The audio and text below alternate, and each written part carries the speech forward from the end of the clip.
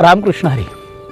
आजच्या या फास्ट तंत्रज्ञानाच्या युगामध्ये माणूस शारीरिक गरजा आणि श्रीमंतीनी पैशानी परिपूर्ण होत चालला आहे. माणसाच्या मानसिक गरजा, अगदी साधारण नैतिक मूल्य, आईवडिलांचा सांभाळ असेल, मोठ्यांचा आदर असेल, नवे नवे माणसाचं माणसाशी जोडणं असेल, हे अतिशय दुर्मिळ होत चाललं आहे. काय बरं असेल कारण याचं?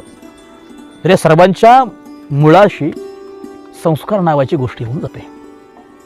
बालपणामध्ये मुलांवर झालेले संस्कार हे त्याच्या आजीवन काळापर्यंत त्याच्या सुखामध्ये फार मोठे वाटेकरी असतात.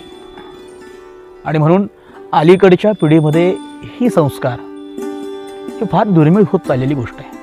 आपले धर्म, आपली संस्कृती ही विद्यार्थ्यांमध्ये रुजावी म्हणून करुणावंत ज्ञानेश भगवान सेवाभावी संस्थेने मागच्या 3-4 वर्षापासून निलंग्याच्या परिसरामध्ये वारकरी संस्कारधाम गुरुकुलची स्थापना केली. ते गुरुकुल आता स्वतंत्र श्री क्षेत्र खोरेश्वर भगवंताच्या परिसरामध्ये त्यांच्या सानिध्यामध्ये गतवर्षीपासून चालू आहे. आता 4थ्या वर्षामध्ये पदार्पण करीत असताना अतिशय उत्तम अशा नैसर्गिक वातावरणामध्ये आणि आध्यात्मिक सानिध्यामध्ये हे गुरुकुल आपली वाटचाल करत आहे.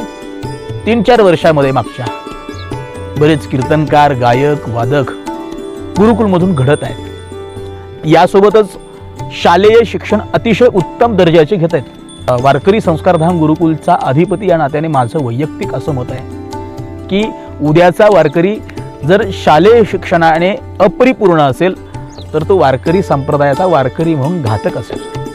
आणि म्हणून माझा आग्रह असतो की उद्याचा वारकरी हा उच्च शिक्षित असला पाहिजे.